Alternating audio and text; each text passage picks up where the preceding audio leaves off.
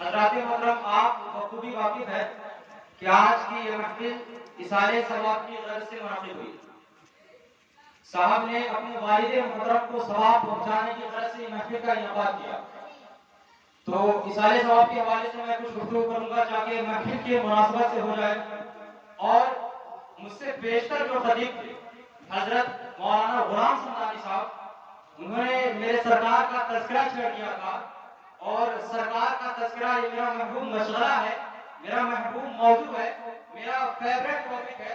تو بالکل طبیعت چاہ رہی ہے کہ میں سرکار کی سیرت پر، سرکار کے حسن و جمال پہ بھی کچھ گفتگو ڈالوں. آپ لوگ تیار ہیں کہ نہیں؟ کچھ دیر کے لیے. اس سے پہلے میری تو عادت ہے کہ میں زیادہ تر تقریر میں بھی مسائل بیان کیا کرتا ہوں، تو میں سب سے پہلے 2-3 مسئلے بیان کر دیتا ہوں. غور سے سنیے گا.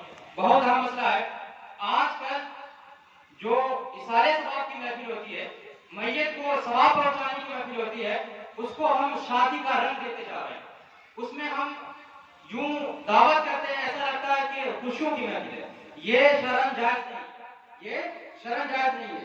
میت کی محفل میں اس کو احتشام کے ساتھ دعوتیں کرنا یہ جائز نہیں ہے. اعلیٰ حضرت امام محمد رضا خان فاضل بریلوی نے خاص اسی مسئلے کے اوپر ایک مستقل رسالہ ترتیب فرمایا، جس رسالے کا نام ہے جلی الصوت لنجد دعوت امام موت، یعنی موت کے بعد لوگوں کی دعوت کرنا یہ جائز نہیں ہے، یہ سخت منع ہے. کیوں؟ اس کے اندر صحیح جزیہ نقل فرمایا لأنها شرعت فی السرور لا فی الشرور، کیونکہ دعوت یہ خوشی کے موقع سے جائز ہے، غمی کے موقع سے دعوت جائز نہیں. اگر آپ کے مہمان آتے ہیں تو آپ ان کو کھانا کھلا دیں، یہ الگ مسئلہ ہے. آپ ان کے لیے کھانے کا انتظام کر دیں، الگ مسئلہ ہے. لیکن گھر گھر جا کر کے دعوت دینا اس طرح سے جائز نہیں ہے. آئندہ آپ لوگ اس کا احتیاط کیجیے گا. اس بات کی خاص آپ کو احتیاط کرنے کی ضرورت ہے. آج غلط رسم اختیار کرتا جا رہا ہے. تو میت کی محفل میں میت کے کھانے کھانا اس طرح سے مالداروں کو تو کھانی نہیں چاہیے، لیکن اگر کھانے تو ناجائز و حرام نہیں ہے، اگر کھا سکتے ہیں لیکن بچنی چاہیے. اور یہ جو کہا گیا ہے کہ تعامل المیت بموت القلب، بعض لوگ کہتے ہیں کہ یہ حدیث پاک ہے. علماء کرام کی توجہ کرتا ہوں. بعض لوگ کہتے ہیں کہ تعامل المیت بموت القلب، اس کا مطلب ہوتا ہے کہ میت کا کھانا دل کو مردہ کر دیتا ہے، میت کا کھانا دل کو مردہ کر دیتا ہے. یہ حدیث پاک نہیں ہے.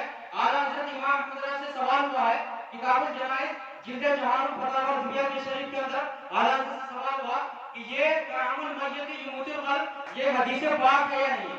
اگر حدیث پاک نہیں ہے اس کا مفہوم کیا ہے؟ تو اعلیٰ حضرت نے کہا یہ حدیث پاک نہیں بلکہ عربوں کا مقولہ ہے. پہلے عرب اس جملے کو کہا کرتے تھے اور اس کا مطلب یہ ہے کہ مردے کا کھانا دل کو مردہ کرتا ہے. یہ اس صورت میں ہے کہ کوئی شخص بالکل آس لگا کے بیٹھا ہے کہ فلاں شخص مر جائے گا تو اس کے 40ویں میں کھائیں گے، فلاں شخص مر جائے گا تو اس کے 10ویں میں کھائیں گے. اگر کوئی اس نیت سے دعوت کھاتا ہے تو اس کا دل مردہ ہو جائے. یہ مسئلہ یاد رکھیے گا. اس مسئلے کو ایک اور مسئلہ شاید کہ ہمارے اس کا رواج نہیں، بہت جگہوں پہ اس کا رواج ہے. مردے جب مر جاتے ہیں تو مرنے کے بعد 40 لوگ تک قرآن خوانی کا اہتمام ہوتا ہے. کیا ہوتا ہے کہ قرآن خوانی کا اہتمام ہوتا ہے؟ ہمارے یہاں بھی ہوتا ہے، لیکن ہمارے یہاں جو ہوتا ہے تو اس کے لیے کوئی اجرت متعین نہیں ہوتی، بلکہ عام طور سے نذرانہ دیا جاتا ہے. یہ نہیں کہا جاتا کہ آپ 40 دن ہمارے گھر قرآن پڑھیں گے اتنا پیسہ دیا جائے گا. یہ بات طے نہیں ہوتی ہے بلکہ نذرانہ دے دیا جاتا ہے. تو اگر کوئی شخص یہ توڑ کر کے یہ متعین کر کے کہ آپ 40 دن پڑھیں گے تو اتنا پیسہ ملے گا، 30 دن پڑھیں گے تو اتنا پیسہ ملے گا، تو اس طرح سے تلاوت قرآن کروانا جائز نہیں ہے. علامہ شامی فرماتے ہیں الاستدار علی تلاوت القرآن لا، قرآن پاک پر اجرت لینا، قرآن پاک پر اجر رکھنا یہ جائز نہیں ہے. اور غور سے سنیں، جو لوگ قرآن پاک پر محنتانہ دیتے ہیں، نذرانہ دینا جائز ہے لیکن محنتانہ دینا جائز نہیں ہے. تو جو محنتانہ دیتے ہیں وہ سن لے، آپ کو دینے سے کوئی فائدہ نہیں، قرآن خوانی کروانے سے کوئی فائدہ نہیں. کیونکہ خدا نے فرمایا ہے کہ قرآن پڑھنے والا اگر قرآن پڑھنے کے بدلے میں پیسہ لے لیتا ہے اس کو ثواب ملنے والا نہیں ہے. ثواب تو مل گیا، بدلہ تو مل گیا، پیسہ تو لے لیا، یہی اس کا ثواب ہے، اس لیے آپ کو ثواب ملنے والا نہیں. جب اس حافظ صاحب کو ثواب نہیں ملا تو وہ آپ کے بعد کو کیا ثواب پہنچا؟ امام قاضی کا بہت بڑے فقیہ ہے، امام قاضی کا فرماتے ہیں فتاوی قاضی کا کے اندر ہے اِنَّا تَدَلُّ الْأُجْرَةِ فِي مُقَابَلَةِ الذِّكْرِ يَمْنَعُ اسْتِحْقَاقَ الثَّوَابِ. ذکر کے مقابلے میں، تلاوت کے مقابلے میں، قرآن خوانی کے مقابلے میں اگر کوئی پیسہ لے تو اس کی وجہ سے ثواب کا مستحق نہیں ہوگا، وہ ثواب کو روک دے. لیکن کہیں ایسا ماحول نہیں ہے، لیکن لوگ پیسہ دے دیتے ہیں تو یہ جائے. جب وہ حافظ صاحب صراحتاً منع کر دے کہ میں پیسہ نہیں لوں گا، اس کے بعد گھر والے پیسہ دے دے تو یہ بھی جائے. کیونکہ یہ ضابطہ ہے الصریح یفوق الدلال، یعنی صریح صراحت کر دینا یہ دلالت پر فائد ہوا کرتا. مسئلہ یاد رہے گا. اور آپ کیا سمجھتے ہیں کہ میرا باپ مر گیا تو میرے گھر نہیں آئے گا، میرا دادا مر گیا تو میرے گھر نہیں آئے گا، بس مر گئے 40واں کیا 10واں کیا ختم؟ ایسا کچھ نہیں. روحوں کا تعلق اپنے گھر سے ہمیشہ قائم رہتا، روحیں اپنے گھر کو آتی رہتی.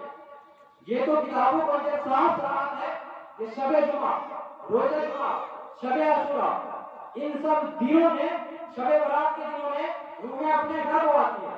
جمعہ کے بارے میں تو روایت میں چلا آیا کہ جمعہ کی شب جیسے ہوتی ہے، جمعرات کا دن گزرا، جمعہ کی شب ہوئی، اسی وقت روحیں اپنے گھر کو آ جاتی ہے. اور جمعہ کی شام تک روحیں اپنے گھر میں رہتی ہے اور وہ انتظار میں رہتی ہے کہ میرے گھر والے میرے نام سے فاتحہ کریں گے، میرے گھر والے میرے نام سے اشارے ثواب کریں گے. اگر آپ نہیں کرتے ہیں تو وہ مایوس ہو کر کے، ناراض ہو کر آپ کے گھر سے چلے جاتے ہیں. اور حدیث پاک کے اندر ہے کہ جو شخص، جو بیٹا ہر جمعہ کے دن، حدیث پاک کے الفاظ میں سناتا ہوں، حدیث پاک کے اندر ہے من زارا قبر ابویہ اور وحدہما کل جمعہ غفر له وكتب له برا.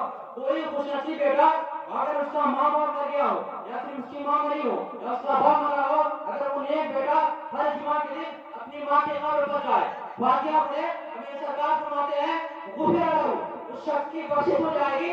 ماں باپ کو نصیحت ملے گی، ماں باپ کو ثواب ملے گا ہی، لیکن اس بندے کی بخشش ہو جائے گی. اور سنو، اگر دنیا میں ماں باپ ناراض تھے تو تم اس فاتحہ پڑھنے کی وجہ سے تم خدا کی بارگاہ میں ماں باپ کے فرما بردار بندے نکلے. اتنی بڑی فضیلت آئی خاص جمعہ کے بعد. جمعہ کے روز اپنے ماں باپ کی قبروں کی زیارت کرو. کچھ لوگ ادھر ادھر والے گڑبڑ لوگ جو ہے وہ قبروں کی زیارت کرنے سے منع کرتے ہیں. گڑبڑ سے بات سمجھ رہے ہوں گے، مفت نام کے نماز نہیں سمجھتا. تو کچھ گڑبڑ لوگ کہتے ہیں کہ قبر پر نہ جاؤ. جب میرے سرکار خود کہہ رہے قبر پر جاؤ، پہلے ممانعت تھی کہ میرے سرکار نے خود فرما دیا. مسلم شریف کی روایت ہے كنت نهيتكم عن زيارة القبور فزوروها فإنها تذكركم الآخرة. میں نے تمہیں پہلے منع کیا تھا کہ قبروں پر مت جاؤ، لیکن اب قبروں پر جاؤ کیونکہ قبروں پر جانے سے تمہیں آخرت کی یاد آئے. اور واقعی آخرت کی یاد آتی ہے. میرے سرکار اعلیٰ حضرت نے کیا مشورہ دکھایا ہے. میرے سرکار اعلیٰ فرماتے ہیں ہائے غافل، ہائے غافل، ہائے غافل وہ کیا جگہ ہے جہاں، ہائے غافل وہ کیا جگہ ہے جہاں 5 جاتے ہیں 4 پھرتے، 5 جاتے ہیں 4 پھرتے. تو موت کو کثرت سے یاد کرنے کا حکم ہے. اگر آپ قبرستان جائیں گے تو موت کی یاد آئے گی، آخرت کی یاد آئے گی، تو قبرستان جانا چاہیے. اور جو لوگ گڑبڑ ہے، ادھر ادھر والے ہیں، وہ لوگ اپنے آپ کو کہتے ہیں کہ ہم حنفی ہیں. کیا کہتے ہیں کہ ہم امام اعظم کو ماننے والے. قسم خدا کی وہ امام اعظم کو ماننے والے نہیں. چونکہ امام اعظم وہ حنیفہ جن کے ہم مقلد ہیں، امام اعظم کو ہم اپنے امام مانتے ہیں، ان امام اعظم سے پوچھتے ہیں کہ قبروں پر جانا جائز ہے یا نہیں. امام اعظم ابو حنیفہ کے ایک خاص شاگرد ہے حضرت امام ابو یوسف. حضرت امام ابو یوسف کو امام اعظم نے چند نصیحتیں کی تھی. اس نصیحت میں امام اعظم نے امام ابو یوسف سے فرمایا واکثر من زیارت القبور والمشائخ والمبادر المبارکہ. اے ابو یوسف، کثرت سے علماء، مشائخ اور مقدس مقامات کی اور قبروں کی زیارت کیا کرو. امام اعظم فرما رہے کہ قبروں کی کثرت سے زیارت کیا کرو. لیکن اس کے بعد اور کچھ لوگ کہتے ہیں قبروں کو مت جاؤ. میرے سرکار خود کثرت سے جایا کرتے تھے. تفسیر کبیر، تفسیر در منصور، فتاوی شامی، باب زیارت القبور جلد اول کے اندر یہ بات ہے. رویہ ابن ابی شیبہ ان النبی صلی اللہ علیہ وسلم کان یاتی بقبور الشہداء بحد علی راس کل یوم. میرے سرکار کا معمول تھا کہ ہر سال کے آغاز میں شہداء بحد کی قبر پر پہنچ کر کے فاتحہ پڑھا کرتے تھے. یہ تو مسئلہ بالکل امام شیخ عبد الرحمن دہلوی نے فرمایا کہ مسئلہ اشارے ثواب یہ اجماعی مسئلہ ہے. اس کا جو انکار کرے وہ گمراہ ہے، وہ اہل سنت ہے. اور وہ اپنے گھروں کو آتی ہے، اپنے گھروں کو آتی ہے. کچھ انکار کرتے ہیں تو میرے سرکار اعلیٰ حضرت، میں اعلیٰ حضرت کو بہت پڑھتا ہوں الحمدللہ. اعلیٰ حضرت کو اعلیٰ حضرت کو جتنا پڑھیں گے اتنی عقیدت ہوگی. سننے سے نہیں، اعلیٰ حضرت کو جتنا پڑھیں گے اعلیٰ حضرت سے اتنی محبت ہوگی. میں اعلیٰ حضرت کو کثرت سے پڑھتا ہوں، فراوت سے پڑھتا ہوں، عالم کی دیگر رسائل پڑھتا ہوں. اعلیٰ حضرت نے خاص اسی مسئلے پر کہ روحیں اپنے گھروں کو آتی ہے. فتاوی رضویہ شریف جو پرانی ایڈیشن ہے, قدیم ایڈیشن رضا کیمپی والی, اس کے جلد 4 چوتھے جلد کے اندر کتاب الجنائز کے اندر ایک پورا رسالہ اسی مسئلے پر اعلیٰ حضرت نے لکھا ہے, جس رسالے کا نام ہے اتیان الاربع لدیان ابن بعد الربع. اس کے اندر اعلیٰ حضرت نے بے شمار دلائل دیے کہ مرنے کے بعد روحیں اپنے گھروں کو آتی ہے اور اپنے احوال کو, اپنے گھر والوں کے احوال کو دیکھتی ہے. اور آپ قبرستان جاتے ہیں تو مردے کو سلام کرتے ہیں, مردے کو انسیت ہوتی ہے, آپ کے سلام کو سنتے ہیں, کچھ لوگ اس کا بھی انکار کرتے ہیں. اعلیٰ حضرت نے اس کے رد میں بھی ایک کتاب لکھی, اس کے رد میں بھی ایک کتاب اسی مسئلے پر کہ مردے سنتے بھی ہیں اور دیکھتے بھی. اعلیٰ حضرت نے ایک کتاب لکھی جس کتاب کا نام ہے حیات المواد فی بیان سماع الاموات. اس کے اندر اعلیٰ حضرت نے یہ سال میں جتنے دن ہوتے ہیں 360 65, اعلیٰ حضرت نے اتنے دلائل دے دی, 300 سے زائد دلائل. حیات المواد فی بیان سماع الاموات کے اندر اعلیٰ حضرت نے 300 سے زائد دلائل دے دی. اور نفس اثار ثواب کے اوپر اتنی کتاب ہے, میں کتاب کا نام گلاؤں تو 5 منٹ لگ جائے گا. میرے پاس فتاوی اجملیہ اٹھا کے دیکھیے, اس کی جلد 2 کے اندر علامہ اجمل العلماء مفتی شاہ اجمل شاہ رحمۃ اللہ علیہ نے 1 2 نہیں بلکہ 117 کتابوں کی صحیح بات نقل فرمائی. 117 کتابیں وہ ہیں جو اعلیٰ حضرت سے پہلے کے بزرگ ہیں, جن کو اغیار بھی حجت مانتے ہیں. 117 کتابوں کی عبارت اعلیٰ حضرت انہوں نے مفتی اجمل شاہ نے اپنی کتاب کے اندر نقل فرمایا کہ نفس اثار ثواب جائز ہے, جائز ہے, جائز.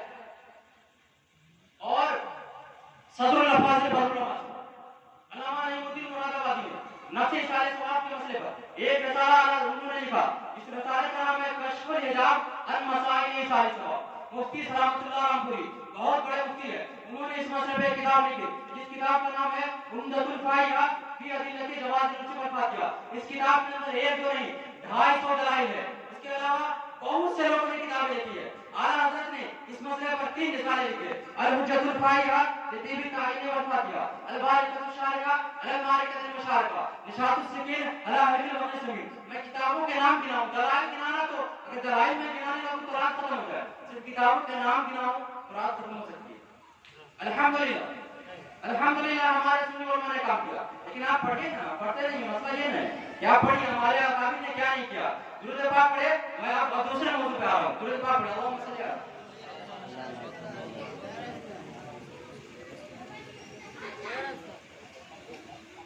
نبی کا تذکرہ میں کرتا ہوں تو بڑا سکون ملتا ہے. اور آپ کے سینے میں نبی کی محبت ہے یا نہیں, اس کو پرکھنے کا, جانچنے کا ایک آلہ دیتا ہوں, ایک نسخہ دیتا ہوں.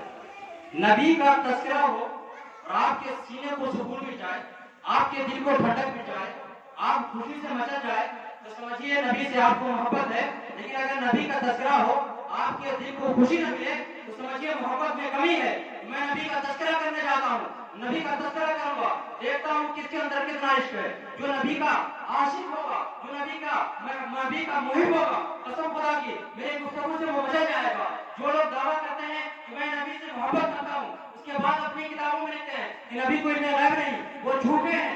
میں تو دیکھتا ہوں کہ دنیا کے کسی شخص سے محبت ہوتی ہے تو وہ چھوٹی چھوٹی اس کے اندر خوبیاں ڈھونڈ لیتے ہیں, ان کے اندر جو خوبی نہیں ہوتی ہے وہ بھی ڈھونڈ لیتے ہیں. لیکن میرے سرکار کے اندر جو خوبی ہے اس کا بھی کوئی انکار کر دے, قرآن نے جس خوبی کو ثابت کر دیا اس کا کوئی انکار کر دے, وہ یقیناً نبی کا غدار ہے, نبی کا دشمن ہے, نبی سے محبت کرنے والا کبھی نہیں. قرآن کہہ رہا ہے وما علی الغیب بضنین, اور تم کہہ رہے ہو کہ نبی کو پیٹ پیچھے کا علم نہیں. نبی سے کیسی محبت ہے؟ قرآن کہہ رہا ہے وما آتاکم الرسول فخذوہ وما نہاکم عنہ فانتہوا, اور تم کہہ رہے ہو کہ محمد یعنی جس کا نام ہے اس کو کچھ اختیار نہیں. میرے سرکار کو اتنا اختیار ہے کہ جس چیز کو چاہے جائز کہہ دے تو جس چیز کو چاہے ناجائز کہہ دے. حضرت خزیمہ بن ثابت کا واقعہ نہیں معلوم؟ گواہ, یہ جو گواہ ہوتے ہیں نا, گواہ کم سے کم 2 مرد ہو یا 2 عورت اور 1 مرد, اس سے کم گواہی قبول نہیں. لیکن میرے سرکار نے حضرت خزیمہ بن ثابت کی ایک شخص کی گواہی تمہیں مقبول فرمائی ہے. یہ خصوصیت ہے حضرت خزیمہ کی, یہ میرے نبی کا اختیار نہیں تو کیا ہے؟ وہ جو نبی کو اختیار والا نہیں کہتے ہیں, میں ان سے کہنا چاہتا ہوں کہ پھر سے قرآن پڑھو, حدیث پڑھو, عشق رسول میں ڈوب کر پڑھو تو تم کو ساری باتیں سمجھ میں. نبی سے عشق, نبی سے محبت, کیسی محبت؟ قرآن ان چیزوں کو ثابت کر رہا, تم ان کا انکار کر رہے ہو. نبی سے محبت کا دعویٰ کر رہے ہو, تم جھوٹے ہو, جھوٹے, تم کو نبی سے محبت نہیں. اور نبی کی محبت جان ایمان ہے، نبی کی محبت جان ایمان ہے۔ اعلیٰ حضرت فرماتے ہیں اللہ کی سرتابہ قدم شان ہے، میرے سرکار کی بات، اللہ کی سرتابہ قدم شان ہے، انسان نہیں انسان، یہ انسان ہے، یعنی میرے سرکار سر سے لے کے پاؤں تک خدا کی شان، خدا کا معجزہ، اور ایسے انسان ہے کہ دنیا میں ایسا کوئی انسان نہیں، اور قرآن کو ایمان بتاتا ہے انہیں، قرآن کو ایمان بتاتا ہے انہیں، ایمان یہ کہتا ہے میری جان ہے، ایمان یہ کہتا ہے میری جان ہے، ایمان یہ کہتا ہے میری جان ہے۔ اور میرے سرکار اعلیٰ حضرت فرماتے ہیں کہ جان ہے عشق مصطفیٰ، جان ہے عشق مصطفیٰ، روز وضو کرے خدا، جان ہے عشق مصطفیٰ، روز وضو کرے خدا، جس کو وہ درد کا مزہ نازے دوا اٹھائے تو، جس کو وہ درد کا مزہ نازے دوا اٹھائے تو۔ اور اعلیٰ حضرت اتنے بڑے عاشق تھے، اتنے بڑے عاشق ہے کہ چشمے فلک نے ایسا عاشق نہیں دیکھا، اس کے باوجود اعلیٰ حضرت کیا دعا کرتے تھے، ایسا گھماتے ان کی بلا میں خدا میں، بلا میں محبت عشق، اعلیٰ حضرت دعا کرتے تھے خدا سے کہ نبی کی محبت میں کیسا گھما دے، کیسا گم کر دے، ایسا گھما دے ان کی بلا میں خدا میں، ڈھونڈا کرے پر اپنی خبر کو خبر نہ ہو، ڈھونڈا کرے پر اپنی خبر کو خبر نہ ہو۔ اور میرے سرکار تو عاشق رسول تھے، ان کی بات کیسے قبول نہیں ہوگی؟ اعلیٰ حضرت کی دعا قبول ہو گئی، قبول ہو گئی، کیسے قبول ہوگی؟ سنا دو اعلیٰ کا شعر، سنا دو۔ ارے اے خدا کے بندو کوئی میرے دل کو ڈھونڈو، کہا کہ ایسا گھما دے کہ اس کو خود خبر نہ ہو کہ میں کہاں، میرے سرکار حالت بریلی میں رہتے اور خبر نہیں رہتی، کیونکہ دل مدینہ پہنچا رہتا، تو میرے سرکار حالت نے کہا ارے اے خدا کے بندو کوئی میرے دل کو ڈھونڈو، بریلی بیٹھے ہیں لیکن دل نہیں ہے، ارے اے خدا کے بندو کوئی میرے دل کو ڈھونڈو، ابھی پاس تھا یہی تو، ابھی کیا ہوا خدایا، نہ کوئی گیا نہ آیا، نہ کوئی گیا نہ آیا۔ اور مکہ میں فرماتے ہیں ہمیں اے رضا تیرے دل کا، ہمیں اے رضا تیرے دل کا پتا چلا بمشکل، درے روضہ کے مقابل وہ ہمیں نظر تو آیا، یہ نہ پوچھ کیسا پایا، یہ نہ پوچھ کیسا پایا۔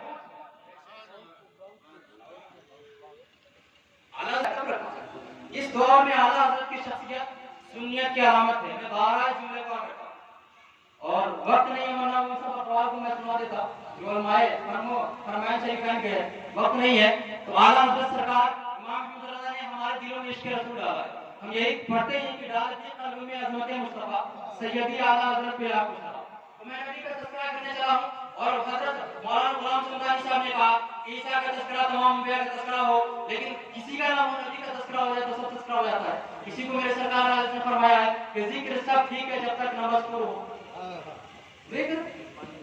ذکر سب ٹھیک ہے جب تک نہ مذکور ہو، حسن نمکین والا ہمارا نبی، حسن نمکین والا ہمارا نبی، نبی کا تذکرہ نہ ہو تو ہمارے تمام اذکار تمام ذکر فیکی نہیں آتی، اس لیے میں نبی کا تذکرہ کرنے لگا ہوں۔ میرے سرکار دیکھیے محبت کی چند علامتیں، آدمی کسی سے محبت کرتا ہے تو کوئی ریزن ہوتا ہے، کوئی سبب ہوتا ہے، تو علماء نے اعلیٰ حضرت نے محبت کے 3 اسباب گنائے، کتنے؟ 3 محبت کے 3 اسباب ہیں، میں چیزوں پہ روشنی نہیں ڈالوں گا، وقت نہیں ہے، ایک پہ ڈالوں گا۔ پہلی چیز حسن و جمال، کوئی خوبصورت ہے تو آدمی سے محبت کرتا ہے کہ نہیں؟ آپ تو صحیح ہوتا ہے، کوئی خوبصورت ہے تو محبت کرتا ہے، اور کوئی خوبصورت میں کالا کلاٹا ہو لیکن اس کے اندر بہت ٹیلنٹ ہے، بہت خوبی ہے، تب محبت کرتے ہیں۔ تو دوسری چیز فضل و کمال خوبی ہے۔ تیسری چیز ہے کہ کوئی خوبی بھی نہ ہو لیکن خوب کیسے نچھاور کرتا ہے، بہت سبھی ہے تبھی محبت کو کرنے لگتے ہیں۔ تو تیسری چیز کیا ہے؟ جود و نواز۔ تو میں اپنے سرکار کی زندگی میں دیکھوں کہ میرے سرکار کی زندگی میں یہ تینوں چیزیں ہیں یا نہیں، دکھا دوں، مختصر میں دکھا دوں، نبی کے حسن کا تذکرہ کر دوں۔ میرے نبی کا حسن کیسا تھا؟ حضرت انس فرماتے ہیں، مشکاۃ شریف کی حدیث ہے، حضرت انس فرماتے ہیں لم ارى مثله قبله ولا بعده، میرے سرکار ایسے خوبصورت تھے، میرے سرکار کے جیسا نہ میں نے کبھی پہلے دیکھا ہے نہ حضور کے بعد دیکھا، نہ حضور سے پہلے نہ حضور کے بعد۔ اور حضرت حسان بھی ثابت جو نبی کی نعت پڑھا کرتے تھے نبی کے سامنے، وہ فرماتے ہیں وَحْسَنَ مِنْكَ لَمْ تَرَ قَطُّ عَيْنِي وَأَجْمَلَ مِنْكَ لَمْ تَلِدِ النِّسَاءُ خُلِقْتَ مُبَرَّأً مِنْ كُلِّ عَيْبٍ كَأَنَّكَ قَدْ خُلِقْتَ كَمَا تَشَاءُ۔ یا رسول اللہ آپ کتنے خوبصورت ہیں، وَحْسَنَ مِنْكَ لَمْ تَرَ قَطُّ عَيْنِي، میری آنکھوں نے آپ سے زیادہ خوبصورت کبھی دیکھا ہی نہیں۔ اب کوئی یہاں پہ اعتراض کر سکتا ہے کہ حضرت حسان نے نہیں دیکھا، اس سے یہ لازم نہیں آتا کہ پوری دنیا میں سرکار کی طرح نہ ہو، کیونکہ حضرت حسان نے پوری دنیا کا دورہ نہیں کیا تھا، تو حضرت حسان کے پہلے حصے سے ایک شبہ ہو رہا تھا کہ ہو سکتا ہے ہم سے کوئی دوسرا ہو. حضرت حسان نے دوسرا مسئلہ کہا اس شبہ کو متفق فرما دیا. فرماتے ہیں وَأَجْمَلَ مِنْكَ تَمْتَلِجِ النِّسَاءُ یا رسول اللہ میری نظروں کا قصور نہیں ہے, میری نظر دیکھتی کیسی آپ سے زیادہ خوبصورت, آپ سے زیادہ حسن و جمیل آج تک کسی ماں نے بچہ جنا ہی نہیں. میری سرکار کیسے تھے؟ خلقتا مبرأ من کل عیب, میری سرکار تمام عیوب سے پاک منزہ پیدا کیے.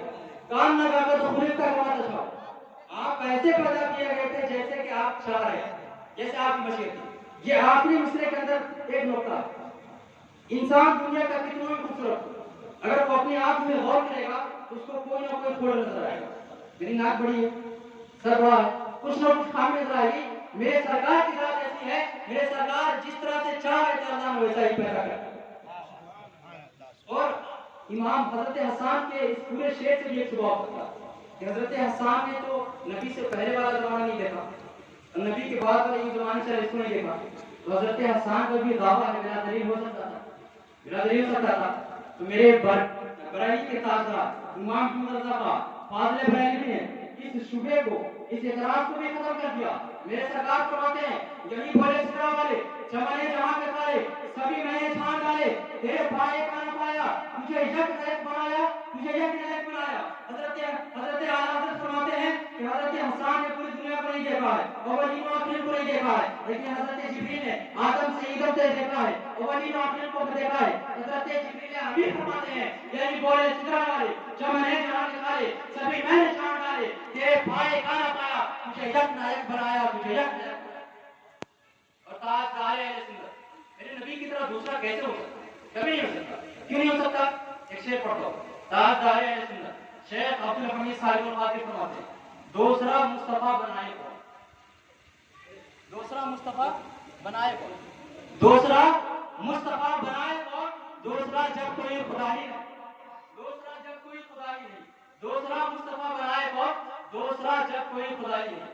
اور ایک آخری شعر پڑھتا ہوں. اس آخری شعر کو سنیں. اعلیٰ حضرت کے مچھلے بھائی, مچھلے بولتے ہیں بچھڑے بھائی, اعلیٰ حضرت حسن رضا کا ان کی شاعری بڑی عمدہ ہوا. اور اعلیٰ حضرت خود کہا کرتے تھے کہ یہ ہیرے جواہرات یہ لالے موقع کہاں سے لاتے. ایک شعر ایک حضرت کے پاس پہنچ گیا کہ دیکھیے حضور یہ شعر صحیح ہے نہیں صحیح مطلب سے.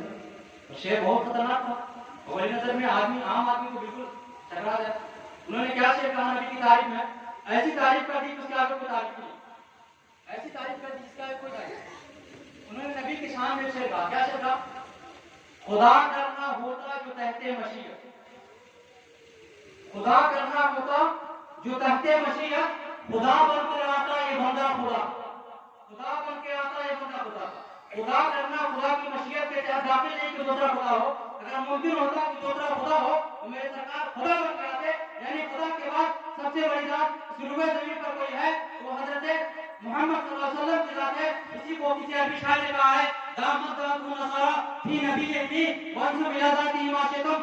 نصرانیوں نے اپنے نبی کے بارے میں جو دعویٰ کیا تھا کہ وہ خدا کے بیٹا ہے یا خدا اس کو چھوڑ کر کے نبی کی شان میں جو پیش کرنا پیش کر دو. اور حضرت شیخ صادق فرماتے ہیں یا صاحب الجمالی و یا سید البشر یوں وجہ کر بنی لقد روبل قمر لا یمکن الثناء کما کان حقه بعد از خدا بزرگ کوئی قصہ مختصر. اسی کو میرے بارے کے تازہ اعلیٰ حضرت نے فرمایا ہے کہ اے رضا خود صاحب قرآن مداح ہو, اے رضا خود صاحب کھانا لا یمکن الثناء کما کان حقه. نبی کی جیسی تعریف کرنی چاہیے کوئی بندہ کبھی نہیں سکتا. کیوں؟ اعلیٰ فرماتے ہیں لا یمکن الثناء. اعلیٰ اسی درمیان فرماتے ہیں اے رضا خود صاحب قرآن مداح ہو, تجھ سے پھر ممکن ہے کہ مدحت رسول اللہ, تجھ سے پھر ممکن ہے کہ مدحت رسول اللہ کی. اور فاضل خدا بزرگ توئی کے شعر کو اعلیٰ نے دوسری جگہ یہ کہا ہے کہ سرور کہوں کہ مالک کو مولا کہوں تجھے, باغے خلیل کا بلے زیبا کہوں تجھے. لیکن رضا نے ختم سخن اس پہ کر دیا, لیکن رضا نے ختم سخن اس پہ کر دیا, خالق کا بندہ خلق کا آقا کہوں تجھے. اور میرے سرکار کا چہرے پر کیسا تھا. میں اشعار سے شعر و شعر سے شاعری سے دلچسپی اور مشاعر بھی کچھ اشعار لکھا بھی, تو کچھ اشعار دو چار اشعار سنا کے آپ کو سکتا ہوں.